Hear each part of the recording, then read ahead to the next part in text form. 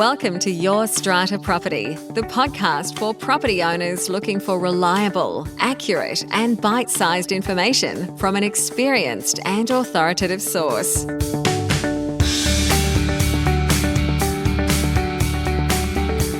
Hello and welcome to this week's podcast episode.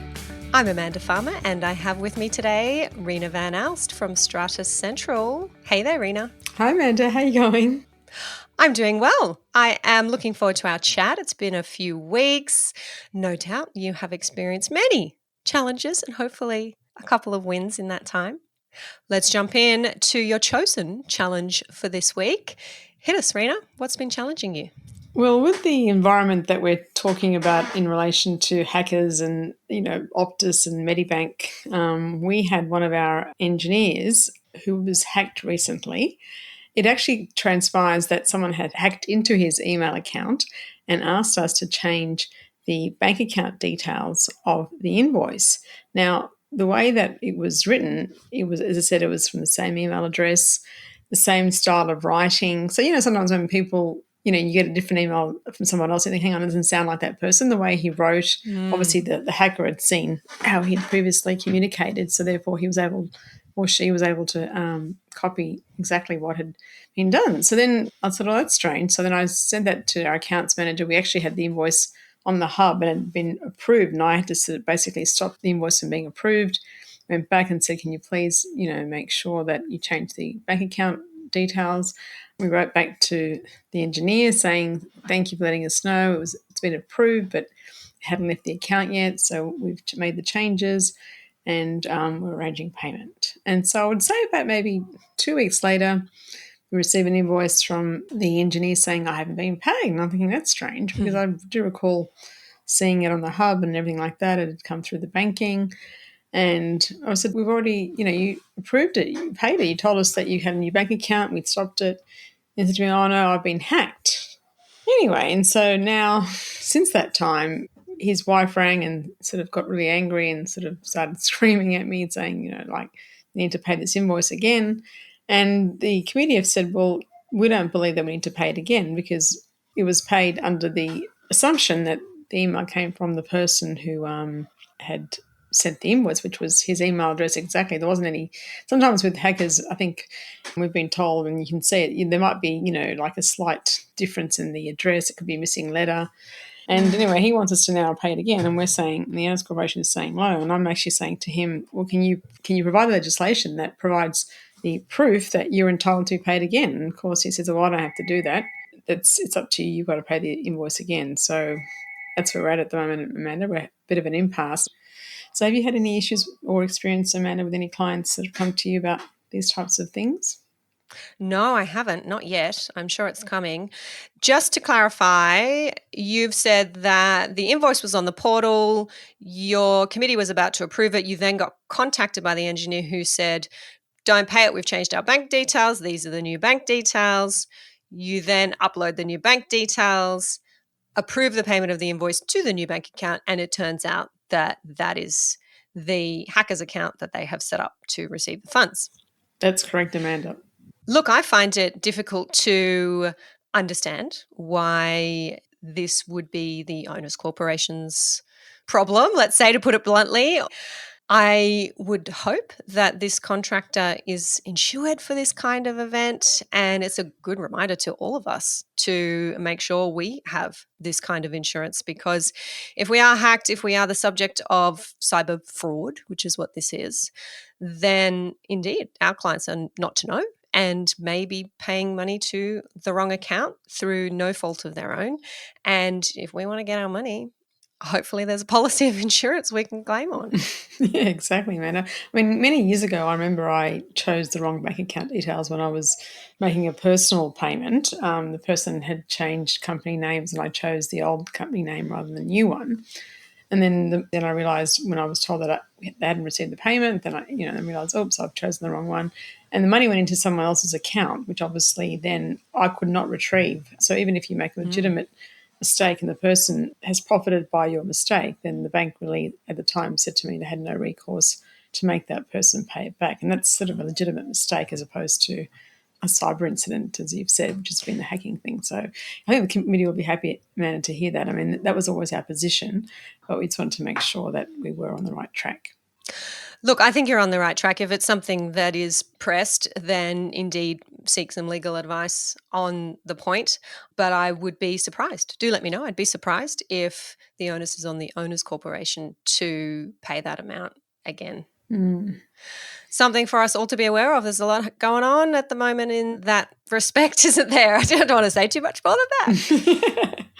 And nobody is safe, let's say that, either from a corporate perspective and protecting your own customers' data and in respect to your personal data. I think we all have to accept that it's not a matter of if, but when.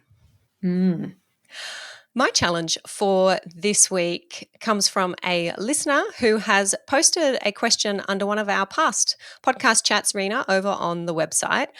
Richard tuned in to podcast episode number 333, which was our chat about a few different things, but including the taking of minutes at meetings. And we had a bit of a debate as to how much information should be included in meeting minutes. That sparked lots of very insightful comments over under that episode on our website and a few more questions, one of which is this.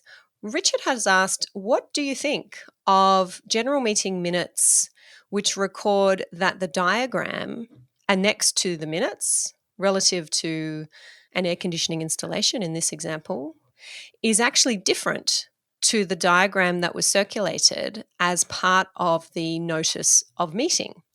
So what happened at this meeting is that the diagram was amended to correct a technical error, and the minutes record that indeed the diagram was amended and that the amendment does not change the purpose or the intent of the bylaw, and the amended diagram is minuted as being annexed to the minutes. Rena, I imagine you have been in this situation before as a strata manager where maybe a bylaw or a document attached to a bylaw was amended by agreement at a meeting, and therefore what is in the minutes is different to what was in the notice. How do you approach this? Well, normally there's an amendment to the bylaw. Let's say in this case, if there's a reference to a diagram, then that should be then reflected as an amendment in the minutes as well. So that amendment should have been put to the vote as well as the bylaw. So therefore there was two aspects to this. And it shouldn't just be noted as a correction when you get the minutes, as opposed to having that discussion and that proposal being put forward to all owners in relation to the change, irrespective of whether it's technical error or not. I mean, that's not really relevant. I've got at the moment actually a bylaw that was passed last year in June to allow changes to be made to 2 apartments and the external facade. They're taking out the sliding doors and making it bigger, and both apartments are going to do it simultaneously, so there's the uniformity with the building.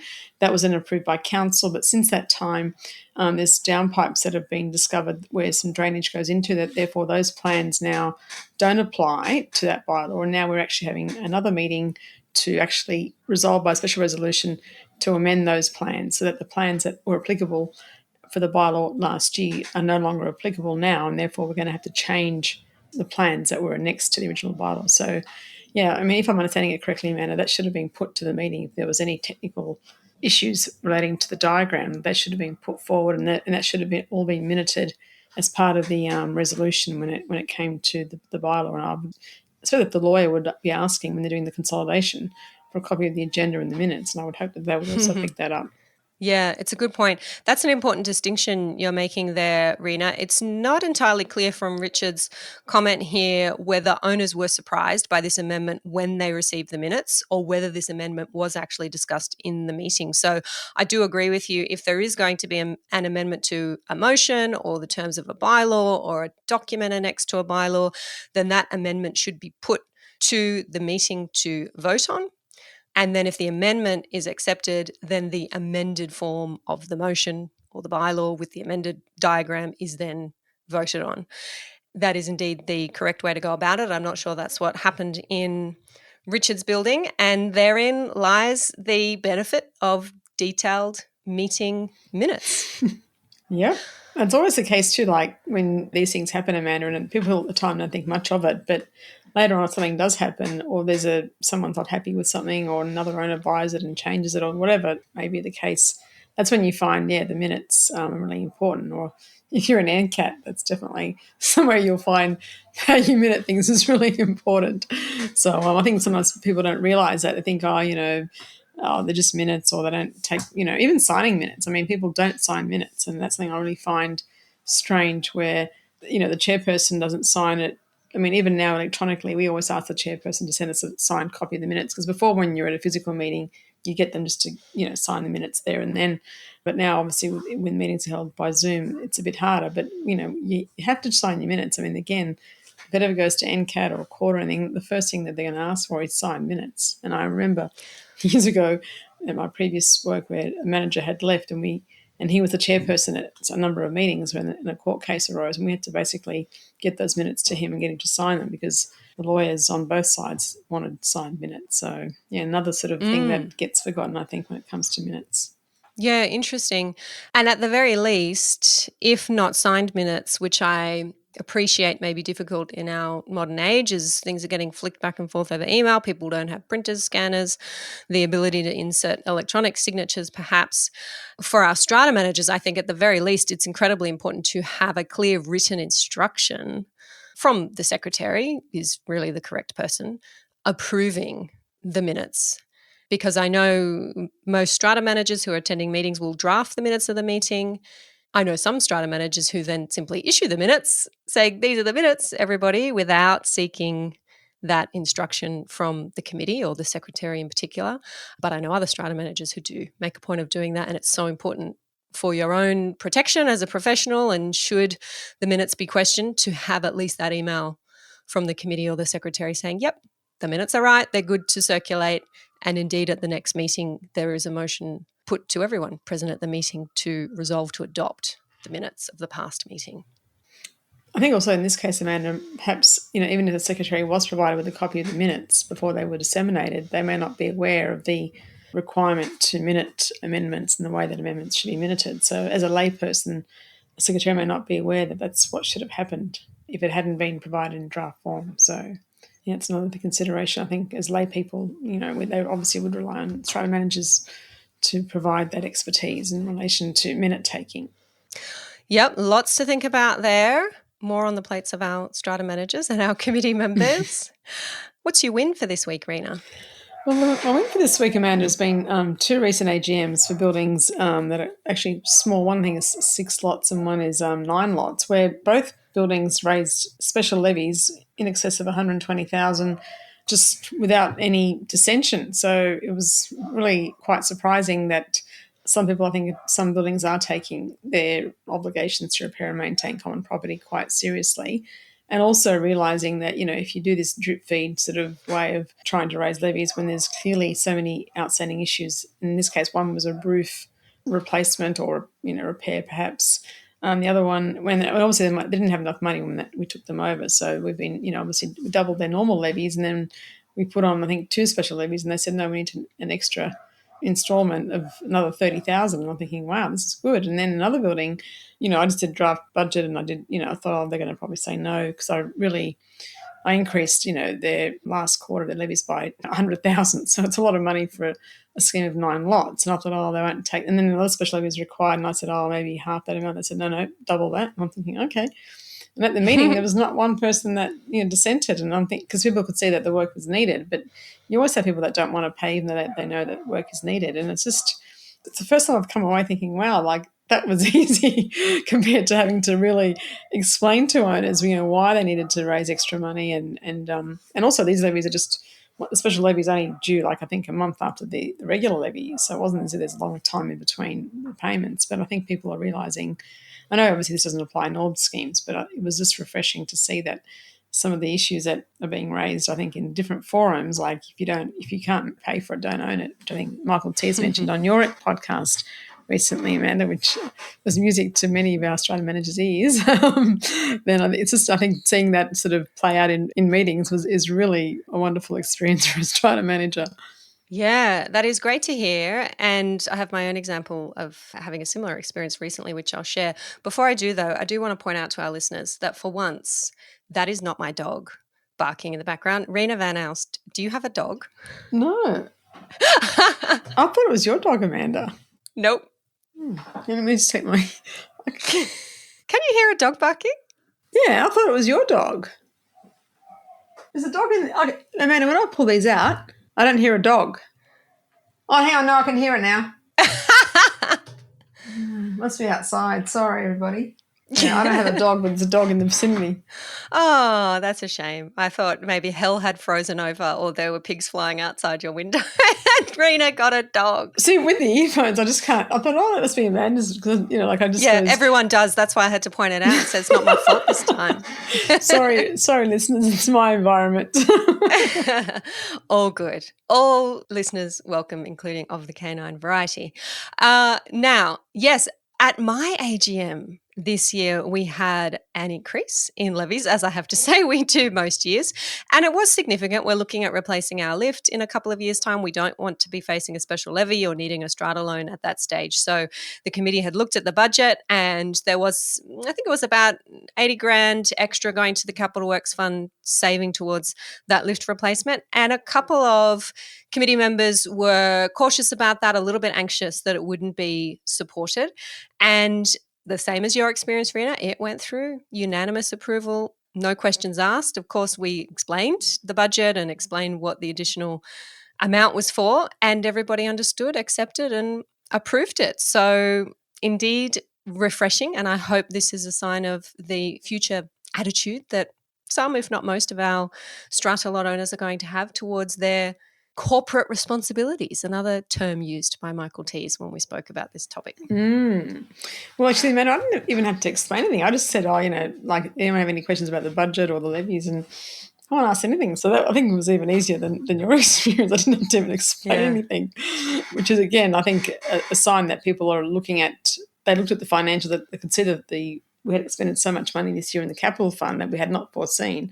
And therefore, we had to do something about it. So it was just good that people didn't have to be reminded of their obligations, Amanda, and at least I think it is definitely a step in the right direction, I think, for schemes if they're now thinking like that. Excellent. My win for this week also has to do with meetings and good governance and corporate responsibility. I like it when our topics line up, Rena. A strata manager listener of ours and also a member inside our online community recently shared with me an article that he thought may be of interest. His name, I know he doesn't mind me mentioning, is Russell Young from Young Strata Management, a long-time supporter of what we do here. And Russell let me know that he was recently listening to one of our member calls, which is one of the benefits our members receive. They have the opportunity to have a one-on-one 1-hour chat with me. That chat is recorded and then the video goes inside our member library for our members to watch and to learn from. And in this particular call, I was chatting to a group of strata committee members who were looking to change strata managers. And I talked them through that process, and also we discussed some of the processes that were happening in their building. I made some suggestions and recommendations as to processes that weren't happening in their building and why they might have been having some trouble communicating with their strata manager and getting their strata manager to do what they believe needed to be done. And Russell had a watch of that call and reached out to me and said that it was a great call and it reminded him of an article that he wrote a few years ago on the same topic. And it led me to click through and have a read of that article on Russell's website. I'm going to link to that in the show notes for this episode too, so you can go and check it out. It is titled Solving Underinvestment in Strata, Governance and Meetings. And amid a number of good points Russell raises, I've pulled out a few to share with you here today. Russell says that whether you realize it or not, your owner's corporation has an identity and a reputation. Tradespeople remember their experiences. Strata managers will have a view on each owner's corporation, and so will the owners and the residents based on their experiences. If there is no prevailing management culture, ideally from a committee of benevolent and rational members who invest a bit of time having meetings, making good decisions, it is easy for one or two people to step into the power void and end up making life hard for everyone, either through indecisiveness, corrupt use of authority for personal gain, ego satisfaction, financial constraints preventing proper repair and maintenance, or many of the other forms of dysfunction. Those risks are higher without a good committee continuing over time and bringing new members into the right culture. Russell also concludes his article with a recommendation to stay match fit. His words, keep having committee meetings, he says, even when there aren't major problems, even infrequently, if you don't need them more often. Those meetings foster a sense of community and keep up the knowledge and practices of proper governance. They provide transparency and the opportunity for other owners to contribute when issues they care about are being considered, and this reduces the risk of disharmony. Being familiar with meeting practices means that your owner's corporation will be more agile when it needs to act quickly against unauthorized renovations, behavioral problems, or any other time-critical issue. Now, those are just a couple of gems from that article, and I do encourage everybody to go over and have a read of it, maybe even share it with some of your neighbours, fellow committee members, clients. Russell, as he said in his email to me, is echoing many of the things that we say here on this podcast about functional committees, peaceful communities, and how we can all strive to be better in Strata. That's very interesting, Amanda. I think it's a great article. And I think that some strata schemes don't really see the value of having the strata manager at the meeting. So that's something that I've been sort of observing in some of the chats that I come across, not obviously within the circle of schemes that we manage, because I think most of our buildings, do see the value in having the strata manager at their meeting. But I know that from other chats I've observed, where people think that it's a waste of money having the strata manager there, or they don't add value. So, I think that's one of those things that I think the value of the strata manager, perhaps in guiding the strata committee, is an invaluable one, because as we talked about just before in our meeting, taking minutes. I mean, sometimes I've seen minutes of committee meetings where there hasn't been a manager attending, and you just can't even make sense of what they're saying, because it's all just like point form and dots, and you think, well, reading minutes from the perspective of someone who's an outsider that wasn't at the meeting, you wouldn't really understand what was happening. So I think that the value definitely, is there to have regular meetings, but also to have, even if it's not necessarily a strata manager, sometimes some buildings do have good minute takers. So someone that has a skill of being to articulate just the decisions and some background discussion that may give more context to a decision being made for certain matters on an agenda and minutes. Mm. Indeed, one of the points raised by Russell in his article is that regular meetings and detailed minutes are a great defense against misinformation and unfair accusations, and that bullies in strata often thrive on a lack of transparency, on secrecy, and on misinformation. And having regular meetings with detailed minutes, meetings that all owners are invited to attend and contribute to, can prevent, if not quickly stamp out, that kind of antisocial, harmful behaviour. So really great way to think about things. Yeah, that's definitely the way, Amanda. That's a good reminder, I think, to us all in terms of that, where you have that sort of disharmony in some schemes where there's certain people that are trying to wage their own agendas, so to speak. Mm. Great to chat with you here today, Rena. We have covered a fair bit of important strata ground, as we like to do. I'm going to let you go now because you have a hungry canine to deal with somewhere outside your apartment. Amanda, I've never had a pet in my life, so it's definitely something that... I know, that's why I'm teasing you. All right. Thank you for joining me. Looking forward to catching up with you next time. Thanks, Amanda. Bye for now. Bye. Thank you for listening to Your Strata Property, the podcast which consistently delivers to property owners reliable and accurate information about their strata property. You can access all the information below this episode via the show notes at www.yourstrataproperty.com.au. You can also ask questions in the comments section, which Amanda will answer in her upcoming episodes. How can Amanda help you today?